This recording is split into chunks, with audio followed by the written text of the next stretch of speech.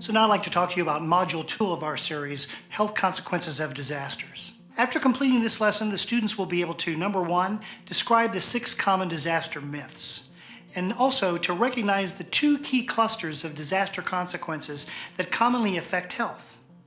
We'll also learn to recognize the difference in health impact for man-made disasters as compared to natural disasters, and also to identify the major health consequences of natural and man-made disasters. We'll also recognize that different disaster hazards often cause the same health effects. So let's start off with 6 common disaster myths. Number 1, most common disaster myth, that disasters always cause epidemics. Don't get me started. That is always the case. People always think that, and it's rarely ever true. Disasters rarely cause epidemics. As a matter of fact, earthquakes very, very rarely.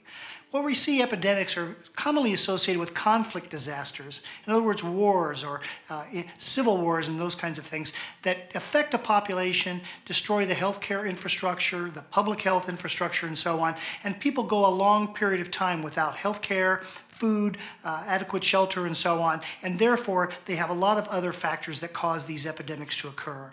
But we don't normally see this after other types of disasters. Very, very, very rare after earthquakes, tsunamis, landslides, and so on. We see it on occasion with floods and some of the other types of disasters, but once again, don't always cause epidemics. So we shouldn't be wasting our time of trying to plan for epidemics or dealing with epidemics in the middle of an earthquake when the real issue is injuries and shelter. The second most common disaster myth is that mass hunger always happens after a disaster, and once again, very rarely the case. Now, we do see the examples where countries that have difficulties in feeding the population or a very tenuous food distribution system before the disaster, that when the disaster comes, that tips them over the edge. But rarely do we see mass hunger or this type of starvation event in most disasters. The one that is the exception of that, of course, is drought, where we see long-term drought and then famines that commonly occur. Most of the time that occurs in sub-Saharan Africa, where there's a chronic drought and famine cycle. So the third most common disaster myth is that temporary shelters like tents are always the best alternative when homes are destroyed. And this is never the case, actually, very rarely, if ever so. Usually people are wanting to get back into the norm, their normal routine, their normal family unit. And when you take a family and you put them in a room full of 600 people in one room shelter, great big huge sheltering experience, or many, many tents and so on, that's not their norm. And so people react to that. They're not back to the normal. They're not experiencing the normal things that they've been so used to in their lives. The families are disrupted and so on. So rarely is this the case. As a matter of fact, in one particular country, they had an earthquake that occurred and people were displaced from that and all put into shelters and so on. And the government came to them afterwards and said, look, we have this sort of a longer term solution to move you out of the temporary shelter and move you back into these different neighborhoods. And when they went to this one particular group of people and they asked them, to ready themselves to move back, the people actually said, well, wait a minute, we're all moving to different places and we used to be a neighborhood. And that's a big important issue when you start moving people out, moving them to different areas. You're disrupting that sense of community, that sense of home and of purpose and sharing and all going through the same experience, disrupted and now maybe even lost forever. So the idea that these temporary tents, shelters and so on are really not the answer. What we really need to be thinking about is hosting communities where people can come into other communities, live in other homes, share with their shelter with other families and so on, or maybe in long-term settlements or interim-term settlements where people have more of an alternative as opposed to just the tent. Obviously, tents are needed in many cases, especially in those early days, but we should be thinking every time we establish a temporary shelter of getting people back to a normative process, a normal, everyday kind of routine that's a little closer to what they had before the disaster. So the fourth most common disaster myth is that foreign volunteers with any medical skills are urgently needed, and this is also rarely the case. People come in from any type of medical care, whether it's surgeons and so on that may come in. What we find is actually that's never needed at days that are 2 weeks, 3 weeks after the disaster, that most of the time actually those medical injuries, those surgical needs and so on are really affected in the very first day, sometimes in the first few hours. And that foreign volunteers that may have certain medical skills may not always fit in with the other types of disaster needs that this population has. And now the fifth most common disaster myth is that the international community should immediately send anything that it can. And this is such a big mistake. We have to think about the social aspects of where people are living and the disaster victims and so on, the cultural aspects of what they need from us as well. And so, people want to give. And we're all over the world, people are the same. They're very giving. They want to be able to take the very shirts off their back and send it. And many times they do that. But it's not always appropriate in different cultures. So for example, people that live in temperate climates may want to send winter coats and winter clothing and so on. Or people in a Western society may send to other societies where the clothing is different. It's not the same clothing for women or men and may not be appropriate in their particular culture. Or they may send different type of technology or different types of foods and so on that may not be appropriate for everyone. So we really have to think about, are we really asking the people first? What do they need? What do they normally use? And how can we replace that as opposed to carrying some sort of cultural change or anything that we can get to them should be good enough? That's never the case. And actually, it's not good enough to do good. We must do good well. And we really have to think in terms of that when we're talking about this international aid. The final and sixth most common disaster myth is that things are back to normal in a few weeks, and that's also rarely ever the case, if not never. What we really see is people don't get back to normal in months. They don't get back to normal many times, even in years. If we look at, for example, the people in Hurricane Katrina, people's lives are still disrupted, even though that happened many years ago. Superstorm Sandy, other types of disasters, including Hurricane Mitch in Central America or Indian Ocean tsunami, same kind of issue when we're talking about long-term recovery. So long after the cameras and the news crews have all packed up and gone away, long after the responders have left, people are still trying to recover their life to get back to normal. And as we'll learn more in this particular session, in this particular module, we'll learn more about what that normal means and how it really takes not only weeks, but it takes months and years for people to really get back to the life, to the holistic approach of what they really need to get their life, what they say is the way that they want it. So I want to talk to you about these two key clusters of disaster consequences that affect our health. We can sort of conceptualize all the consequences sort of in these two key clusters. One of them is caused by when you lose your shelter, and the other is caused by when you're exposed to the health hazard. So this health hazard, for example, may be hurricane winds or water or chemicals or those kinds of things. That's the hazard, and you're being exposed or close proximity to that. And that results in morbidity, or injuries, illnesses, and also mortality or deaths. So we have this exposure that then results into a large number of injuries, medical system has to respond, or a large number of deaths, community responds in that way. In the same token as well, loss of shelter also has a trickle-down effect. It has this cascading effect that also impacts food security, water, sanitation. If you don't have your home, you lose more than just your ability to shelter.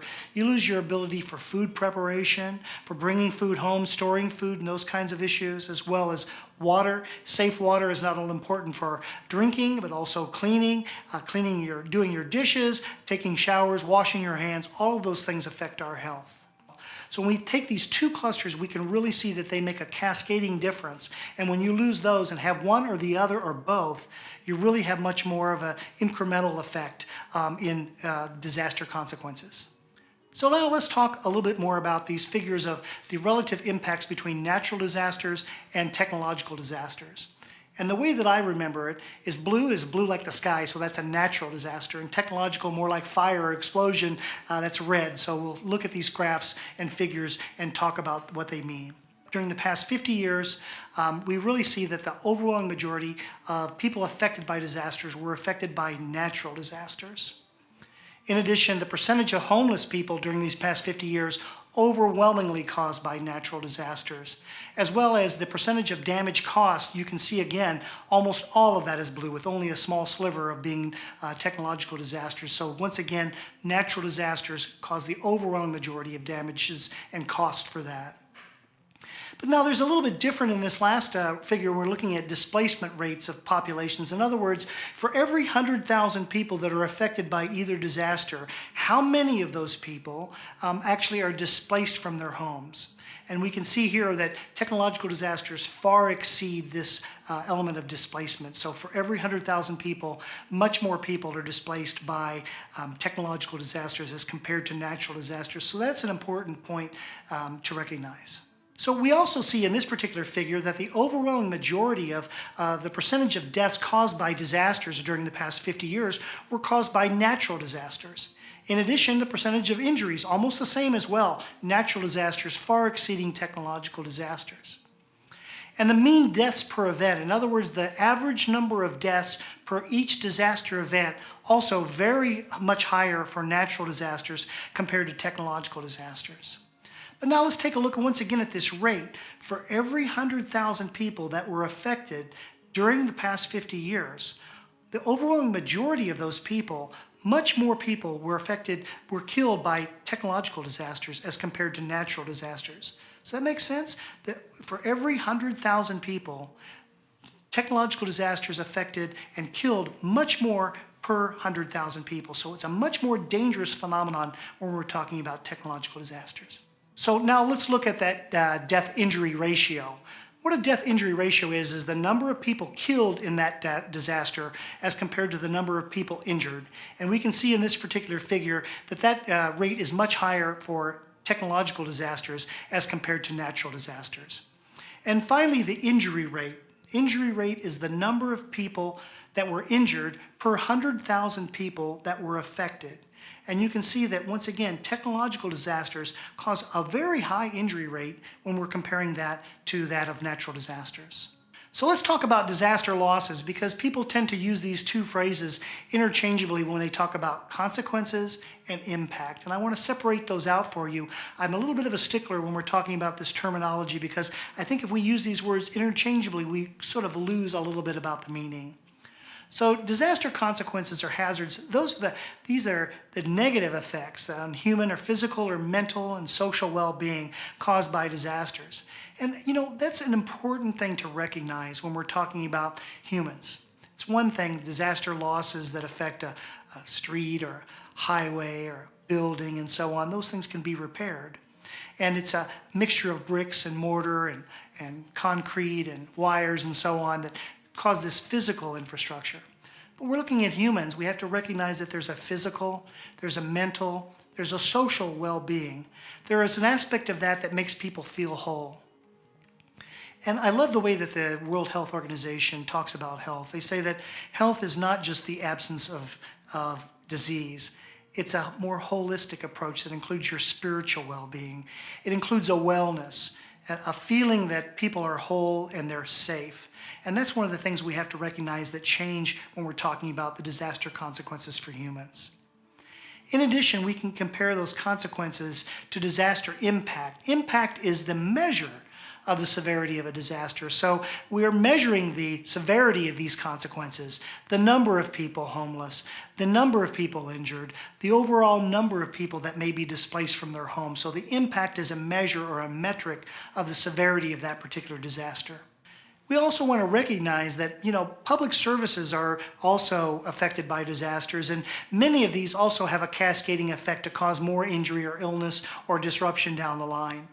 So, for example, when we talk about communication links, not only are roads and telephones and internet and so on all disrupted after a disaster. That happens for the victims, but also for the responders themselves as well. It's much more difficult to mount an effective response when we have the roads and the telephones and so on out of business. And so we really have to think in terms of more carefully of communication and making that more robust. Public utilities can also be disrupted. I mentioned before water supply, very critical issue when we're talking about disaster affected populations. And in addition, sewage disposal, trash pickup, all of those things, very, very key in the element of being able to maintain the whole element of services for a community rather than something that may be disruptive.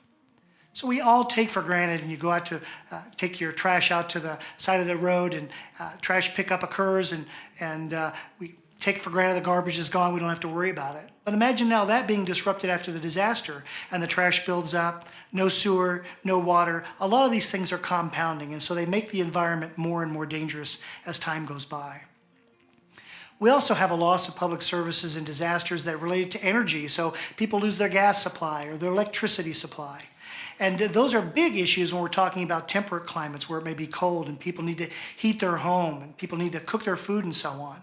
And this loss of energy actually has a very difficult process for putting people through this issue of not being able to heat their homes. And so they may turn to ways that they're not normally accustomed to doing so to heat their home. For example, people may move heating elements like charcoal or other types of heaters indoors where it can give off carbon monoxide.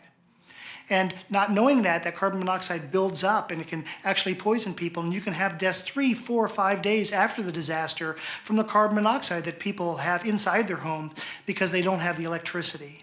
Or they don't have the gas to heat their home, and they may be doing so with trying to heat it in other ways. The other thing that we see very commonly in many countries is the idea that people lose electricity and then they may use generators, for example, and they start that generator and it runs near the home or runs inside a closed space like inside of a shelter, inside of an awning or a garage, and that carbon monoxide builds up there and builds up inside the home. And they may not notice it at first, or they may feel a little slight headache and so on, but when people lie down and go to sleep, that may also continue to build up and get to toxic levels. And so this idea that loss of electricity, not just an inconvenience, but can many times be a hazard to your health that we have to address as well. Disasters also damage communities. And so we can have a loss of industrial facilities or economic base in these particular communities. We have small and large businesses that can go out of business. You can have large effects like hospitals being knocked out and so on, but we can have these smaller businesses also that are unable to operate. Doctors' clinics, for example, missing a key person, missing water, missing electricity, can't open. People can't go to their businesses, they can't start up, they can't show up to their job after a few days of trying to recover. They can't go out and make a living, and so therefore you have this primary disaster of the event itself, and then now secondary economic problems as well that build upon that. We also see crop destruction in agriculture, and we've seen this in other prior places as well, where people may be reliant upon one type of crop, like a rice crop or a corn crop, and that particular crop fails because of this disaster. Those of you that may be familiar with the Irish potato famine, this was a good example of this crop failure really making a difference in that people were very dependent upon the potato, and when a problem with that potato and the agriculture, the crop was destroyed, we really saw then many people have a resultant famine because of that. In addition, we also see the health infrastructure of hospitals that are destroyed, but not only hospitals, individual clinics, ambulance systems, many of the things that we take for granted as being the health infrastructure that's there, it becomes victims along with those people that may be injured or killed from these events. So we have to think in terms of repairing the industrial facilities, the economic base, agriculture, and also the health infrastructure to really make a difference to be able to treat that community as a whole. So certainly everyone can recognize that there are disaster-related consequences that associate with mortality. So, we always recognize that we're mortal, and that's the way I remember mortality is I'm immortal, so therefore I can die. And deaths, of course, very common in disasters. Those are one of the main things that we want to focus on. But this is also something that we want to focus on here. I want to focus on with you as well because, I'm not here to rebuild your life after the disaster and that be it. Some things can't be rebuilt. When you lose a family member, you lose a father, a mother, brother, a sister, or a child, grandparents, friends, family, and so on, we can't get that back. So we have to think in terms of preventing those kinds of injuries. We really have to work together ahead of time to learn about these disasters and prevent ourselves from being the victims to begin with. Because we can't rebuild the human body like we'd rebuild a road or a building and so on. We really want to protect ourselves ahead of time. And a little bit of forethought can go a long way in doing that. And the other aspect of public health consequences of disasters, this issue of morbidity. In other words, the types of medical things or the types of medical problems that occur with people when we're talking about injuries and illnesses related to disasters. And one of the most common is the worsening of chronic illnesses. So people with diabetes, asthma, emphysema, heart disease, these are all chronic diseases. And some countries, of course, the more developed countries have more of these among the population than others. But we see these diseases worsen after a disaster. So for example, we see heart attacks increase, we see strokes increase after heat waves. After the the Olympic bombing in 1996 in the Olympic Games, there was 4 deaths, all from the bombing, and a 5th death actually from a heart attack that a person suffers. We see this worsening of these existing chronic illnesses, and we should be prepared to address that. We should be prepared to be able to prevent those from happening when a disaster occurs. We also see this remarkable issue of psychological illness. I mentioned before the issue of feeling whole and feeling safe and having a social and a cultural and a psychological safety and a comfort. And many times that goes away after disaster. So people suffer from psychological illness, sometimes post-traumatic stress disorder and other kinds of problems occur very much associated with these types of disasters, no matter what particular category. We also see increased pests and vectors. And so, for example, we see mosquitoes and increasing flies. We see sometimes increasing rats and so on after these disruptions of the environment and people's shelters more exposed to these particular elements. What we don't see, however, are very, very few examples where we have diseases that are worsened by this. And not only are the pests and vectors in the environment disrupted, but we also see a disruption of even domesticated animals. For example, dogs. Dogs normally have a very well circumscribed territory. And without going into too much detail, I can share with you, they mark that territory from time to time. But when a disaster disrupts a dog's territory, it actually makes that dog feel as though that it's not at home either. It's on edge, it doesn't have a well-described area that it's responsible for, that it's its own home turf, so to speak. And so we actually see dog bites increase after these types of disasters that change the environment. We also see, of course, severe injuries, and most people can recognize that as well. We see severe injuries after disasters. But what we don't normally see in everyday life is a large number of severe injuries that all occur on the same moment, sometimes at the same hour. And so thousands of injuries all occurring at the same time, they create a special set of public health consequences that the hospitals may become overwhelmed. We also see toxic exposures. For example, we see poisonings that can occur, for example, when industrial facilities are disrupted or hazardous materials are spread and so on. So that can occur when we're talking about, if you live next to a factory or another storage facility or a warehouse and so on. But we can also see these toxic exposures even from the chemicals that are underneath your sink. Many of the cleansers and oven cleaners and all kinds of chemicals that we may use in our day-to-day cleaning households and so on, those normally may be packed away very, very safely. But when we have a disaster and the home is disrupted, we may have those chemicals spilled. They may be spread around. As we're doing cleanup or recovery, we may become exposed to those, and so we have to be concerned about those toxic exposures. We also have a certain element of food scarcity that can occur. Once again, not always the case, but it can occur. And sometimes it's actually in the short term where we see people that for a day or two won't be able to get the adequate food. For most of us, that may not make much of a difference. I could probably lose a few pounds myself with a few days and not be too harmed. But what about a baby, for example, that may need to be fed on a regular basis, baby nursing or bottled and so on? So this food scarcity issue does come into play even more so when we're talking about these vulnerable populations. And finally, we have this worsening of endemic diseases. So what do I mean by endemic? Endemic diseases are those diseases that are in existence in that community before the disaster occurs.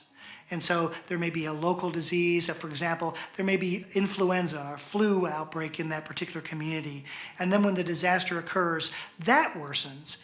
Now, the disaster doesn't bring in a new epidemic, doesn't bring in a new endemic disease, but what it does is it worsens what's already there. Now, in the Western world, one of our endemic diseases are these things like chronic disease, where you have heart attacks and strokes and things like that are much more common. And those worsen, so we see those worsen after disaster. So there are also environmental consequences when we talk about the public health consequences of disasters. First off is there's this public concern for safety. People want to feel safe in their environment. And that environment has been remarkably disrupted. So we really have to think in terms of people's element, of people getting them back into their normal style of living, their normal routines, what they feel safe with. And that's a big, big issue when we're talking about different environments that have been remarkably changed by the disasters. People, of course, as we mentioned before, that you lose hygiene, you lose clean water, you lose electricity, you lose shelter, you lose sanitation. All of these things are the environmental impacts of disasters. And all of those, as we talked about earlier, really have a cascade to increase your risk later on down the road. A day, 2 days, a month after the disaster, you can really still be affected by the loss of these environmental issues and environmental triggers. We also have this disruption of the health infrastructure, as I mentioned, not only hospitals, but also clinics, ambulances, healthcare, medical records, all the IT that goes into being able to provide good medical care, all of those things disrupted. And so therefore, we have this disruption of the healthcare infrastructure that we also have to bolster and strengthen. And finally, we have this loss of personal goods. And I have to share with you this story of, myself as a green, wet behind the ears disaster responder years ago. Much of my work early on was doing these needs assessment, rapid needs assessment, where I'd go to disaster affected populations. I'd ask them what were their needs, what were their losses, and so on. And I'd ask them in particular, food, water, shelter, all these things we've talked about. And people would tell me, what they need, and then I'd file that report, and other agencies like NGOs and United Nations and their nation and so on would provide those goods for them. But I want to share with you a story of how I naively made the mistake of going to the wrong people and asking. So I went to this disaster-affected community, and I met with the village elders, which were all male. And they told me, one of the things we need are food. I asked them, so, what kinds of food and so on. And they gave me the specifics of the type of food that they were used to eating. And so I put that in my report and filed it. And I went back several days later to see if things were okay. And they said, we still have a problem with this food. And what's wrong? Was it not delivered? No, it was delivered. It was fine. But what we don't have are the pots and pans and the fuel to be able to cook it. And, it was then I learned, of course, I asked the men who weren't involved in food preparation whatsoever. I asked them what their needs were, and they said, well, we need food, because they're used to sitting down at the table and eating that food. But who I didn't ask were the women that were involved in preparation of that food and the household goods that they needed, their own personal goods. And so here's a mistake that I made that we really, as a hard lesson for me that I want to share with you. You really have to think in terms of the loss of personal goods and what people lose in their normal day-to-day lives that really have an effect on their environment and the public health consequences and impacts. So I know this is a busy slide, so I don't want you to be too scared away from it, but I kind of want to put it in perspective as far as colors. I color-coded this particular figure so that I can share with you in a little bit better way. So I don't want you to get drugged down to the details of how this is, so detailed in many different disasters. But let's take a look at this far left column here when we're talking about the public health consequences. You can see that gray column are all the public health consequences that we just talked about: deaths, injuries, loss of sanitation, water, loss of shelter, and so on. And you can see that across the board on these different columns going away from there are all the different disasters. So at the top we have earthquakes, tsunamis, hurricanes, and so on and so forth. And what I want to point out to you is the bigger picture for this particular figure. What you can see is actually that each one of these particular disasters, no matter what the disaster, still have that same public health consequence. So earthquakes and tsunamis and hurricanes and other types of disasters, floods for example, all of them cause deaths. Some of them more than others. And so what I've done is I've shaded for you in this particular figure, the reds are the ones that are most severe. Ambers or orange, those are the moderately severe, and then greens are the least severe. So you can see that actually what really changes among disasters is not which particular public health consequences are affected, but only the degree. So some have more deaths than others, some have less injuries than others, some have more displacement and loss of shelter than others, but all of them cause the same public health consequences. It's just a varying degree. So what we should be thinking about is in terms of being able to accomplish all of those public health needs, fulfilling all those public health needs in the one gray column. If we're ready to do that, we're ready for any of the disasters that can occur.